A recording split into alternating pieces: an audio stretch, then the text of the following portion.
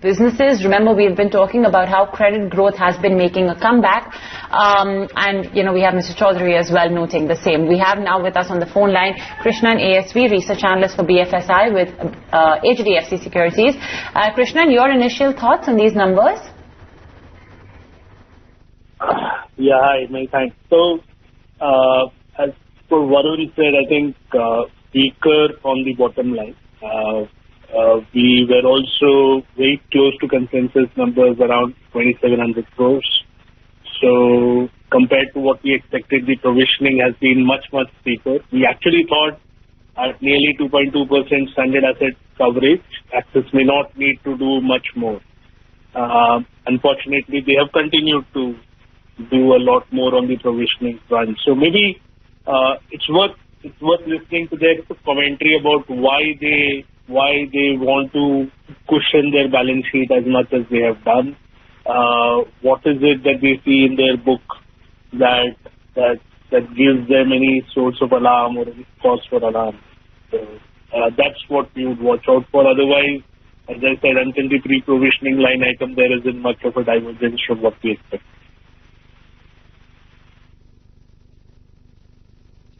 Right. Hi, Krishnan. This is Varun also joining into the conversation. So I think you've summarized it quite well. The provisioning is much higher than what the street had built in. So we'd obviously need to hear management commentary on what exactly is happening with, these pro forma NPAs and what the nature of those are.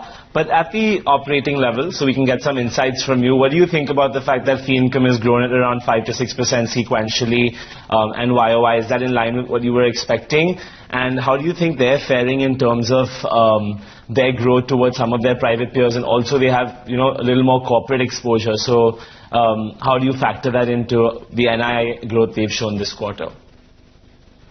And to be honest, Varun, I think their wholesale book is actually growing a little faster as well. I think they are at 11% YY growth on wholesale. Retail is probably in the single digits, high single digits. So it's obviously dominated by wholesale credit growth at this point of time. The fee environment, especially if you want to be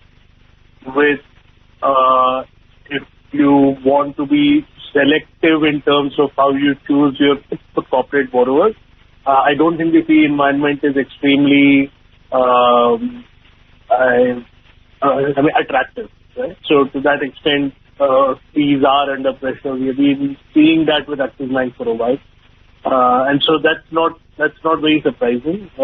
Fee growth is a little slower, but this is despite the fact that retail disbursements are at an all-time high during the October-December quarter for them. I think they have mentioned somewhere in the press release that for them retail disbursements this quarter were at an all-time high. Despite that, if your fee growth has been subdued, it either means the drag from earlier accounting entries, where they used to upfront recognize a lot of fees. So we are maybe not comparing apples to apples in a way. Last year, this quarter, they would have booked a lot more upfront. This year, they are amortizing a lot more.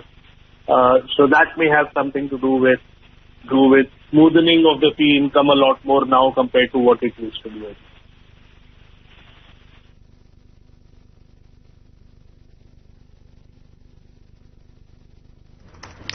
Okay.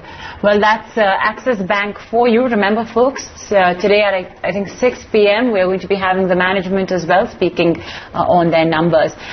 Krishnan, thank you so much for joining us today on ET Now to talk about Axis Bank's third quarter performance. Varun, to you as well. Well, let's get a move on then and bring our focus back to the Money Show where, as I mentioned, the topic is investing amid a low interest rate regime.